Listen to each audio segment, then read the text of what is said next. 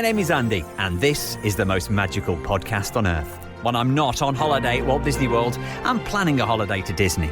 And when I'm not planning a holiday to Disney, I'm talking about Disney, with other UK fans like me who make the trip to Orlando and the House of the Mouse. So whether you're a parks professional or a Florida first-timer, this is the podcast for you. Each episode, I'll be chatting to other Disney superfans to share memories of their magical times, answering your Walt Disney World questions, getting you all the latest news from the parks, and finding out what's happening right now in Orlando. So get your ears on as we take you to the most magical place on earth. This is the most magical podcast on earth, part of the Secret Recordings Network, back with a brand new episode, a new guest who got married at Walt Disney World. Yes, an actual Disney bride. She got married underneath the Tree of Life at Magic Kingdom. We'll just talk to her in a moment. All the latest news, anything that's going on, stuff to look forward to if you're going over the next few weeks, and answering your questions. If you've got any questions, we're on the socials at PodMagical. Hello to Brittany. We are going to Disney World in August. We're staying on site. What's the deal with booking lightning lanes from the UK? Do I need a VPN? Have I got to wait 7 days? Have I got to wait 3 days? Well, you're going to stay at a Walt Disney hotel, which means 7 days before your trip is when you can book your lightning lanes. But it's not just 7 days before. As soon as that 7-day window opens, it's for the rest of your trip, up to 14 days. So the kind of the secret is, if you... I wouldn't advise booking lightning lanes for every single day of your trip because that gets expensive. You book, like, say you're going for 14 days. I would book them maybe for like the second week. Because which case, you know, there's going to be more availability because you can book your lightning lanes towards the end of your trip. You're getting real advantage there. So it's 7 days before you go at midday. So it's 7 a.m. Eastern time. That's midday for us. 7 days if you're staying on site for the next 14 days. If you're not staying at Disney, yours is 3 days before. But as I say, you get better slots towards the end of your trip. It's like when you can book your restaurants as well, because you get that advantage. The earlier you can book, the more availability there will be. So there you go. Hope that answers your question. Don't go crazy with lightning lanes. I used lightning lanes on my last trip a few weeks ago because I wanted to go into Big Thunder Mountain. I booked 7 days out, but it was like 9 days before. Because I literally, my last day in the parks was the day that Big Thunder reopened before I went on a cruise. So that's why we booked the lightning lanes. So I booked Buzz Lightyear because I'd not done that one since they changed it. So I booked that one for the morning, followed by Haunted Mansion because you have to book tiers. And then my tier 1 attraction was Big Thunder. And even though I booked like 9 days, maybe even 10 days in advance, I could only get 8:30 at night. And the annoying thing is, when the lightning lane opened, I got a notification to say that Big Thunder was down. So, in fact, all 3 lightning lanes that I booked were down at the time I was supposed to use them. Buzz was down, Haunted Mansion was down, and then Big Thunder was down when it was my time to ride that. So the 3 lightning lanes that I'd booked in advance, 9 or 10 days before, were down. So I never actually got to use them. I did eventually do Big Thunder the day after I got off my cruise. I just rocked up and just waited an hour, which I wish I'd have done in the first place. But there you go. I hope that's helped with lightning lanes. Any questions that you may have, or if you'd like to be a podcast guest, drop me a message at PodMagical.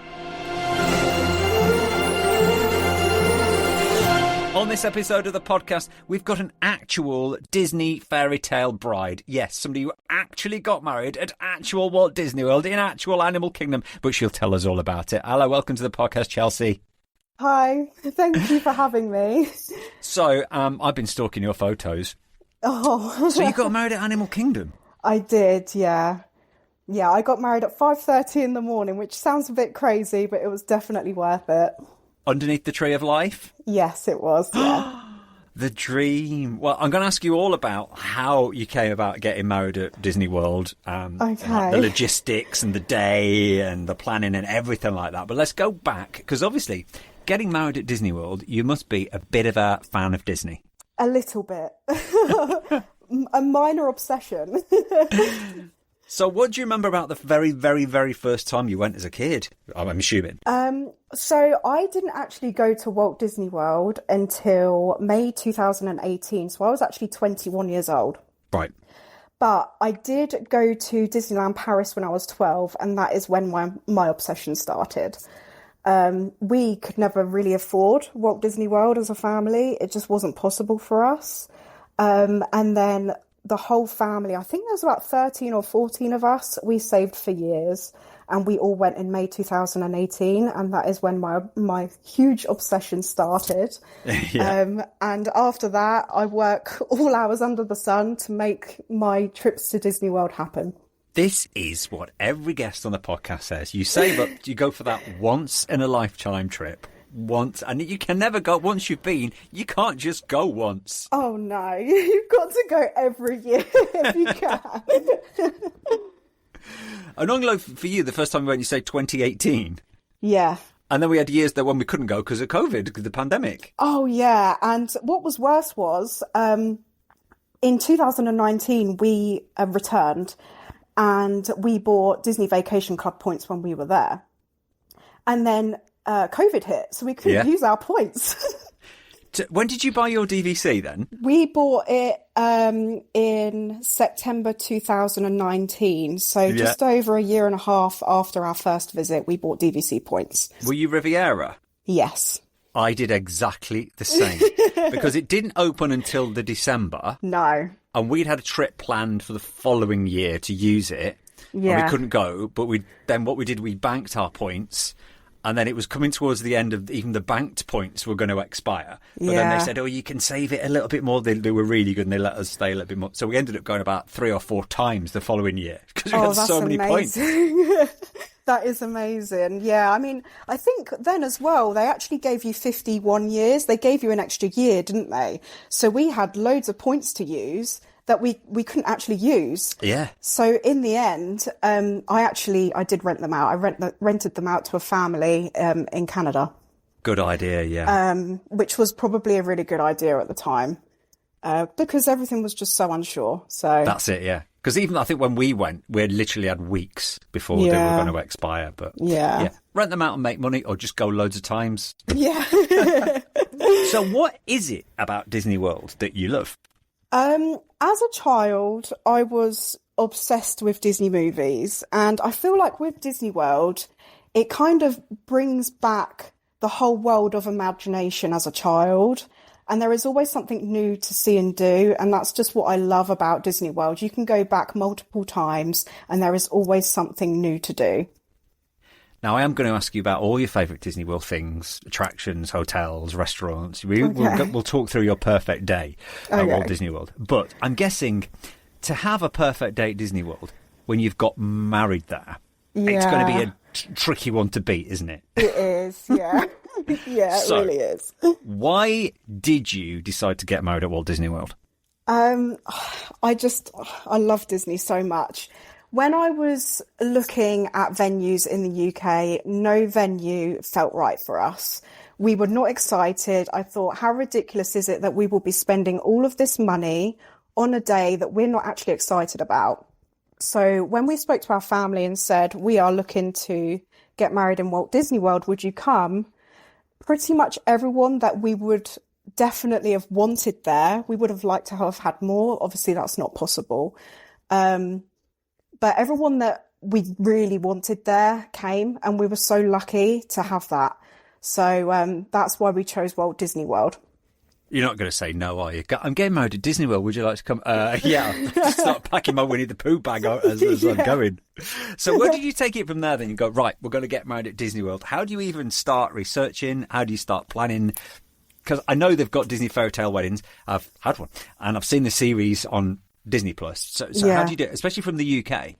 So it was mainly all through video call. Everything was so smooth. At 16 months, I kind of told them exactly what I wanted.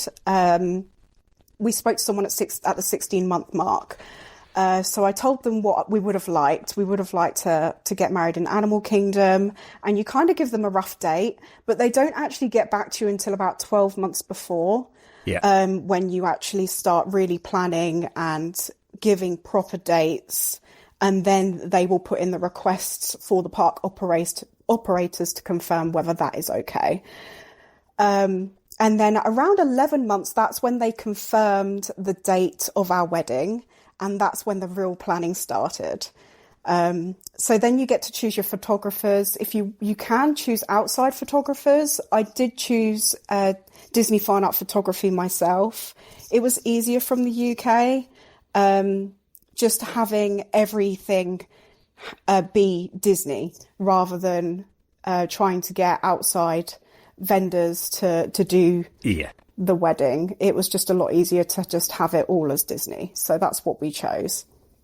But I'm guessing as well as, planning a wedding is like life-changing and takes over your life from the moment you decide until then. But on top of that, you're kind of planning a holiday as well, and flights and Disney accommodation and other people who've got to come. So where did you all stay? So I stayed at the Grand Floridian with my now husband. The rest of my family stayed at Saratoga Springs, and some family stayed at All Star Sports, and some family members stayed also off-site. Did you coordinate that with Fairytale Weddings, or was that a whole, No, as long as we know where we're going and where we're staying? Okay. Yeah, it was all separate, mainly all done through DVC points, apart from, of course, off-site and All Stars. So, yeah. And I know the other thing you have to organise yourself is somebody to actually marry you. Yes. How did you choose that? Because that's the only thing that's not really done through Disney, isn't it? Yes. So I chose Rev Kev. He's very popular. He was featured on one of the, I think quite a few of the episodes of Disney Fairytale Weddings on Disney Plus when that was available to watch. So that's who I chose. I just thought he was really great, and I knew he was the one for us. So as soon as I got the date for the wedding, I emailed him straight away. So you've got everything lined up then now. We've got a venue. Yeah. We've got somebody to marry you. Your photographers were all sorted out. What about music? Did you choose music? How does that work? Oh, music was probably one of the last things that we decided. It was about 2 or 3 months before the wedding that I had to make a decision on exactly what I wanted. We had a violinist there, but we decided actually we want a string trio. So we did upgrade that. I'll be honest, I can't remember the music that we had. There's a lot going on that day, Chelsie. Yeah, there was a lot going on. So we chose a string trio. They were absolutely incredible. But if I'm completely honest, being the bride, my head was just all over the place. I didn't take it in like I would have wanted. Luckily, I had my auntie and my uncle there who took videos of the string trio, so I can look back at that now. Okay, yeah. And what about other things? So you got your ceremony at Animal Kingdom. Was there like a party before, party after, or did you just do your own thing, or did you have other things added onto it as well? So there was a reception after, which was pretty much straight after. We all walked round to Tamu Tamu, where we had our reception. Which was a buffet breakfast, which was absolutely lovely. I chose everything on the buffet individually, and the chefs were amazing at making that happen. You say a buffet breakfast because what time was your actual wedding again? Our wedding was at 5:30, and I think yes. It was an actual breakfast. Yeah, because they call it the wedding breakfast, but we got married at 5:30 in the morning. It was an actual breakfast. Yeah. When did you land? And then when was the actual wedding? So we landed on the 31st of October and the wedding was on the 4th.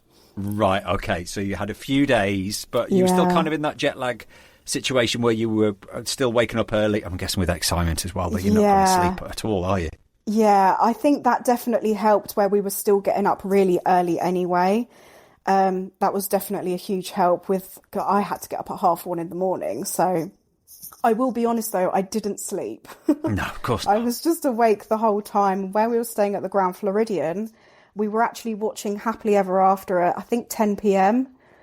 And I was thinking to myself, right, I need to be up in 3.5 hours. But get married in the morning. Yeah. And it's still like a dream, isn't it, when you think back about it all? Yeah, it was incredible. When I look back, I think, wow, I can't believe we actually done that. So talk me through the day then. So you got up at 1:30 and then hair and makeup descended into Grand Floridian. Talk me through the rest of the day. So I got up at 1:30. Luckily, my sister-in-law is She's a hairstylist, so she done that for me. I actually done my own makeup on the wedding day. And then we got ready, went down to the Grand Floridian, and that is when we had our first look. So me and Chris had our first look. All the family was there to watch as well. And of course, then after that, we had lots of photos done at the Grand Floridian, which was incredible. So what time was that? So everybody met at the Grand Floridian? Yeah, so that was about 4:00 in the morning. But again, there'd be nobody in the Grand Floridian. It's the perfect time for pictures and everything. One person on one of the balcony areas that was watching the whole time. But how dare they get out? Probably security. And there was staff hoovering as well, which was weird. But yeah, apart from that, it was really great. And then after that, we got a limo transfer to Animal Kingdom. And that's when the staff walked. Me and Chris were separate with my sister and his brother. Right. We walked into Animal Kingdom because I asked to leave 5 or 10 minutes earlier than everyone else because I just wanted to take it all in. So our guests arrived about 10 minutes after us. So we were able to walk into Animal Kingdom, walk down to the Tree of Life and see it all set up without anyone else there, which was incredible. Did you walk in? Were you actually walk in as a guest with it being like the park being completely closed? So you walked in like that reveal with the Tree of Life that you would see anyway? Yes. Yeah, you do. Yeah. Yeah. You walk through the normal turnstiles as you would normally on a normal park day. So the wedding was then at 5:30. What was the weather like? Because at 5:30 in the morning, it was can perfect. be changeable. Oh, right, okay. I think it was about 16 or 17 degrees, which was pretty good. It was a really good day to get married. It wasn't too hot, but it wasn't cold either. And then after the wedding? After the wedding, we went off with our photographer for about 20 minutes, and our wedding coordinator took all of our guests to Tamu Tamu to go and get a drink. So whilst we were getting photos done with our photographer. So we went round the tree and had a few photos done. And then we headed back to Tamu Tamu to meet up with our guests again. And that's when we done the cake cutting. I chose to do the cake cutting then because after that, we no longer had photographers. We only had our photographers for around 3 hours altogether. Adding on photographers for our sit-down meal was just far too much money. And to be honest, I didn't want a whole bunch of photos of us just sat there eating. You're going to have a lot of pictures to choose from the Tree of Life and around them. It's like better than, Auntie Doreen eating a cake. So it cut costs quite a lot there, choosing to cut our cake first rather than after. Yeah. What about a first dance? Did you get to do a first dance somewhere? Was that done at like 7:00 in the morning? We didn't have a first dance. It's one of the things that we didn't want to do. Yeah. And I could think totally see that. That's the great thing with Disney. If you don't want to do something, you don't have to. Yeah. I mean, they gave us loads of different options. They actually said that we could do our first dance in front of the tree with our string trio, but we decided not to. Yeah, it's a bit embarrassing, isn't it, really? I know. Were you allowed to, run of the park as well for photographs, or you were allowed to go somewhere? Could you pick areas where you could have pictures taken? I mean, the park was empty, completely empty. I mean, our photographer took us around. We didn't really choose, but we wanted photos in front of the tree anyway, and that's where we were taken. So I was really happy with that. But you also had photographs taken at Magic Kingdom. We did, yeah. Yeah, that was a week after the wedding. So then we had to get back into our wedding attire again at around, I think it was about 2-3 o'clock in the morning. We started getting ready for that. I did have a makeup artist and hairstylist for that. And then we went to Magic Kingdom. We got picked up by our photographers again. And went off to Magic Kingdom and had some photos done there as well. So what time were you in Magic Kingdom? I think it was about 5:30 in the morning. But was it still dark, so it looks like at night? Yes, it was still dark. So it looks like they're later that day. But actually, it's later that week. And it was 5:00 in the morning. Yeah. Were other guests there, or is it just you and Chris, your husband? It was just me and Chris. There was a couple of other brides there getting photos done, but to be honest, you don't really notice them. Apart from that, you kind of see all the park operators behind the scenes, which is really interesting. I was at the castle getting photos done when a couple of the cast members wanted to set up the fireworks at the castle. So that was really interesting to see. Oh, okay.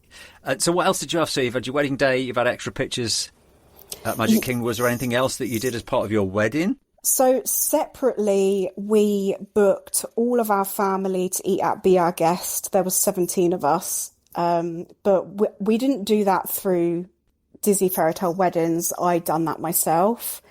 I booked 2 separate tables because you can only book a maximum of 10 people on one table. So I booked 2 separate tables at the same time. So there was a table of 10 and a table of 7.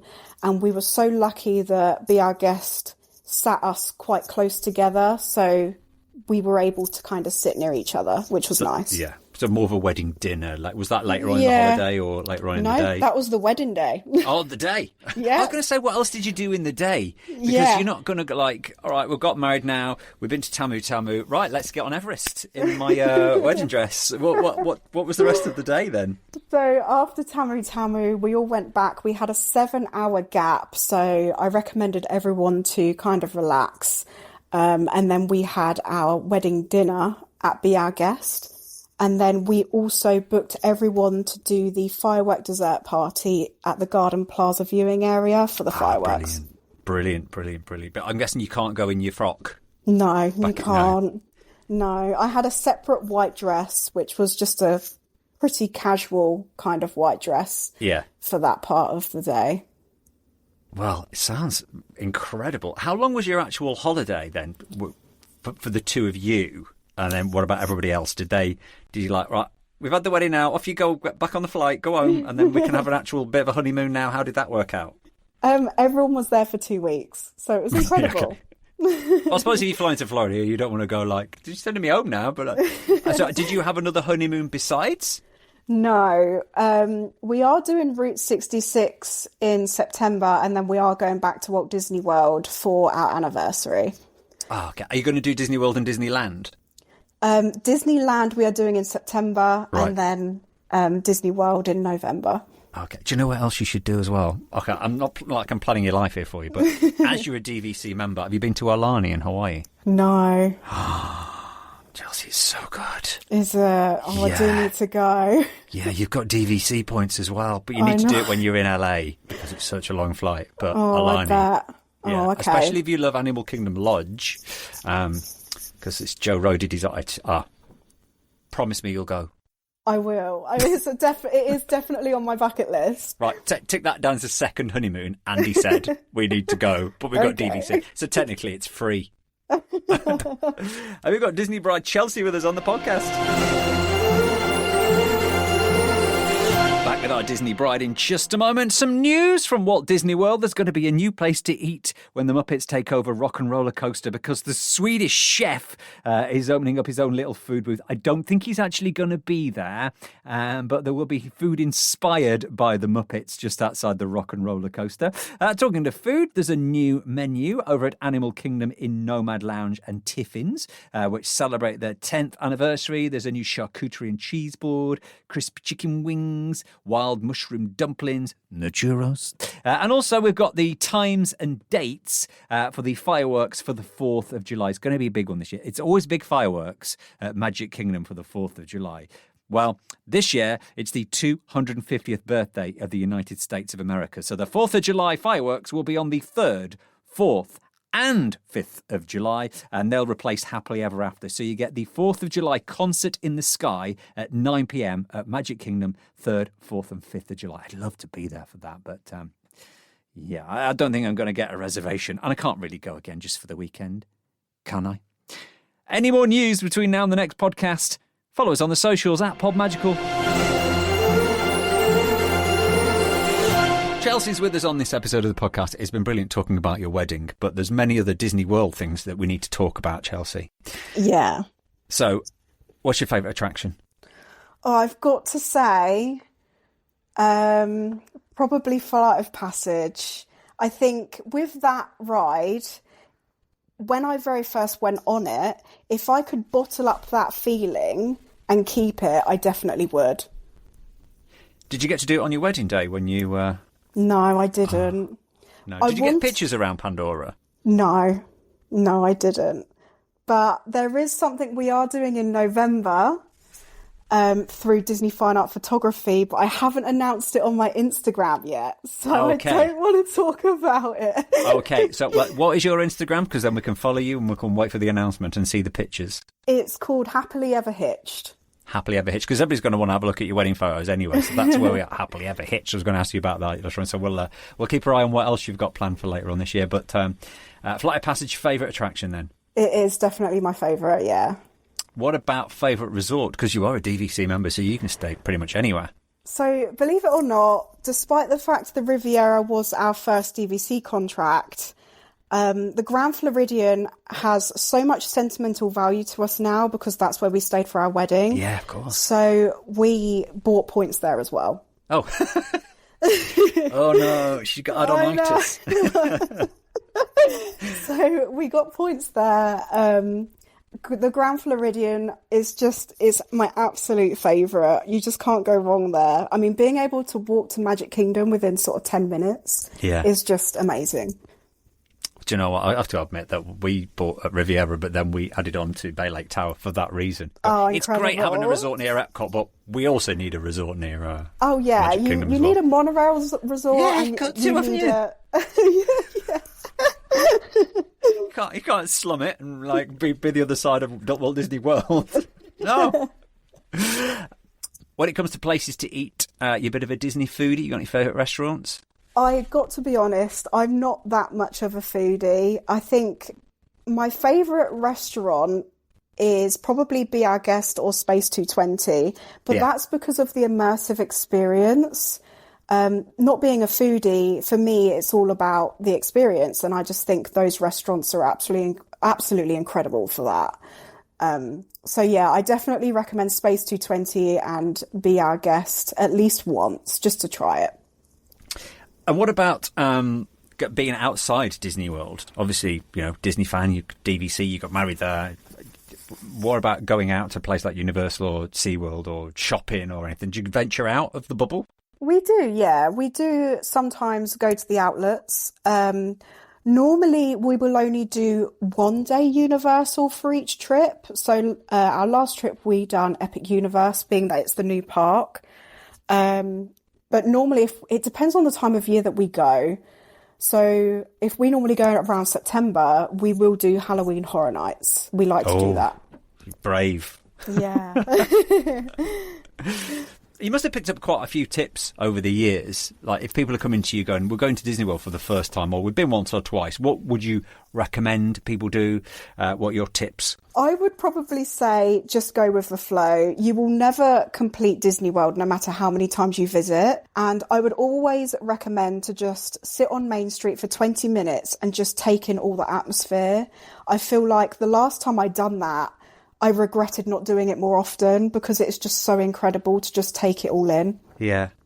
I heard somebody saying on another podcast a few weeks ago, like when they first started going to Disney World, like the perfect day would be doing as many attractions as many times as possible when they first went. But now it's like, if we've been to Walt Disney World and we've only done a few attractions, but we've been there all day, that's a good day because you're taking in more than just running to rides and doing rides. Yeah, there's been days where we've been to multiple parks in one day and not once have we even been on a ride. We've just taken in the whole atmosphere of the whole park. Yeah. And it's just as incredible as doing all of the rides. Do less, enjoy more.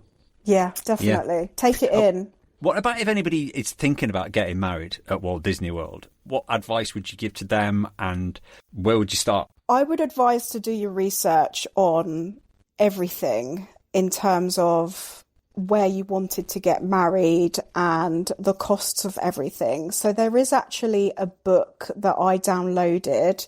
It's called the Carrie Haywood's Wedding Guide. I think that's what it's called. Oh, she has a podcast as well. She does have a podcast. Disney Fairytale Wedding Podcast. Yes, she does. And when I downloaded that book, there was so much information that I would have never have known, that I'm so glad I downloaded that book.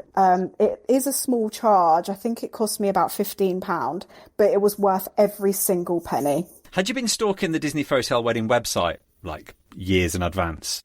Not really, no. I just decided and then emailed them straight away.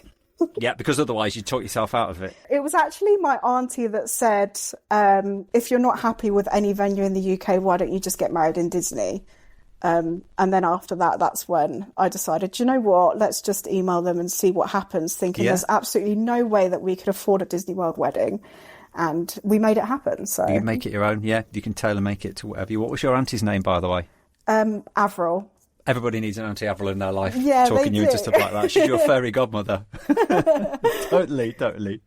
Now, I usually ask, what is your favourite Walt Disney World memory? But I'm still going to ask it because it may be something we're not expecting you to say. So, all-time favourite memory that you'll cherish forever from any of the times that you've been, maybe the first time or when you got married. What would it be? It was definitely when we got married. I don't think anything could really top that. And the first time we went to a dessert party in Magic Kingdom and watched the fireworks from there, that was just such an incredible memory, because that was the day that we bought DVC. Mickey Mouse has got you, hasn't he? Everywhere. Yeah, literally. And finally, okay, I want you to plan your perfect Walt Disney World day. All right, you're married now, so don't worry about that. But like, if you're just having a day at Disney World, we were talking before about, have to do a lot of attractions. So where would you stay? What rides would you do? What parades would you watch? Talk me through, like, if you just to build an entire brilliant day going, oh, such a good day, what would you do? How would you spend it?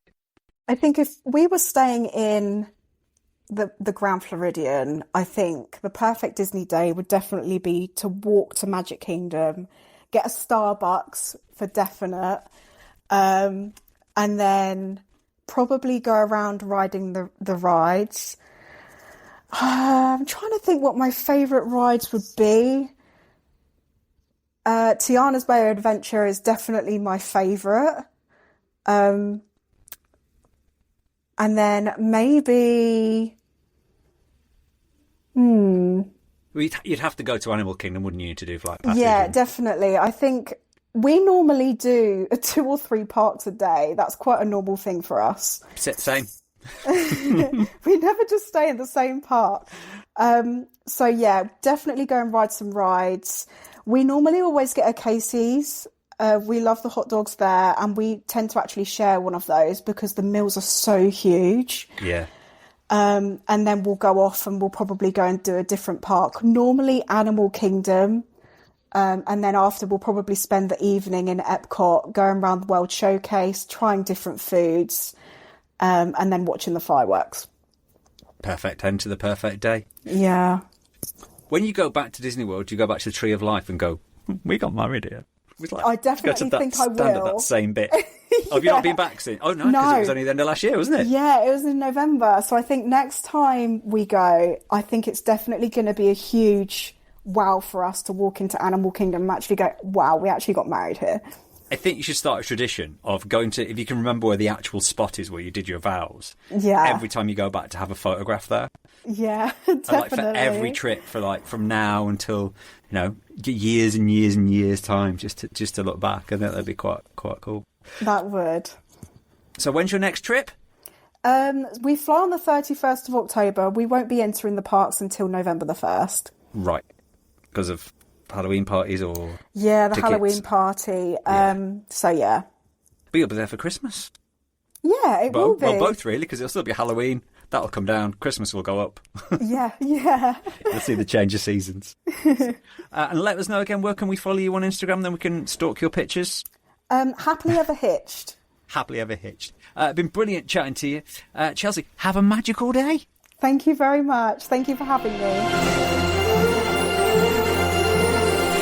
Would you like to join me on the podcast to talk all things Walt Disney World? I'd love to chat to you. Drop me a message at PodMagical is where we are. Maybe you're about to go over the next few days. Maybe you're going for the half-term holidays. Going to be hot. Temperatures in the low 30s, about 33 degrees. Even at night, it only drops down to about 21, 22. Do expect some thunderstorms. It's the last few days of the Flower and Garden Festival at Epcot. That runs till the 1st of June. With live music, you've got AJ Crochet playing the hits of Jim Croce, 24th and 25th. The Hooligans, Twix, 27, 28. Queensryche on the 29th and 30th. Maverick Music City on May the 31st. And then the Flower and Garden Rock series wraps up with Maverick Music City again on the final day, which is the 1st of June. And we'll be into Cool Kids Summer, which starts early next week. A lot of new things happening, including Jessie's Roundup Rip-Roaring Review at Animal Kingdom, presented by Baby Bell in the Diamond Horseshoe over at the Magic Kingdom. A Toy Story-inspired hoedown of family fun. Goofy will be at Epcot. Goofy's Game Machine at Goofy Core. That's Communicore Hall. That also starts as well. Loads of other activities at some resort hotels and at the water parks. And of course, Bluey arrives. Bluey is coming to the Animal Kingdom. It will be Virtual Queue. Yes, Virtual Queue is back because he's going to be over at Conservation Station. So Bluey and Friends, Conservation Station, Animal Kingdom. You'll have to get a train to get over there. You've got the new Zootopia that's already on. You've also got the new RocknRollercoaster starting the Muppets, which officially opens on May the 26th. Have you been to see the brand new Mandalorian Grogu film? That opens this weekend, as does the new mission on Millennium Falcon Smuggler's Run. The magic of animation, all that courtyard is going to open at Hollywood Studios as well. And you've got Soaring Across America, which opens at Epcot. So over the next few weeks, a lot of new things coming. So festivals will be out at Epcot. I know it is that time of year now where there's no festivals at Epcot, but it does mean you're not like drawn into getting festival food. You can go and get the bread and butter pudding from Germany and things like that. So yeah. It is actually a good time to be at Epcot when there's not a festival on. Less drunk people there at the weekend. And I do have a top tip for you. Always like to round the episode off with a top tip. This is something I discovered on my last trip. Did you know there are actually 3 rope drops at Animal Kingdom? You know, famously, there's 2 rope drops at Magic Kingdom because only part of the park opens. So if you're staying at a Disney hotel, you get in half an hour early, and then like some of the attractions open, and then the rest of the attractions open at official opening time, which means you can get in early, try and get on an attraction that opens early, and then get in line for when they open another land to be first in line for the next attraction. I call it like second rope drop. Do you know there's 3 at Animal Kingdom? Yes, 3 at Animal Kingdom. So, famously, right, the safari only opens when the park opens. So if you're going for that early half an hour, the safaris are not open. So maybe you could do Everest because that will be open. Or maybe you can get on Flight of Passage if you can get on and off in that half an hour. Then the second rope drop, I always say, is the safaris. If you can get in line for that just before all the crowds descend, then that's good. But did you know that the rapids then open a little bit later? When I went, the rapids only opened at 10 o'clock, so there's 3 rope drops. So maybe you can get in there and do either Everest or Flight of Passage. And then if you can get off that and be in line for the safaris, you can do that, get on the safari nice and early when there's more animals out. And then when you've got off that, check what time the rapids open, because you can be first in line for when that opens as well. Technically, 3 rope drops at Animal Kingdom. Hope that helps. And as the weather gets hot, you don't mind doing the rapids at Animal Kingdom and getting drenched and wet through. I'm not a fan of walking around a theme park in wet pants, but there's another story for another day. Got a brand new episode in 2 weeks' time. If you want to be on here, always looking for podcast guests at PodMagical. Drop me a message, follow us on the socials, subscribe to the podcast. Back in 2 weeks, and until then, please stand clear of the doors.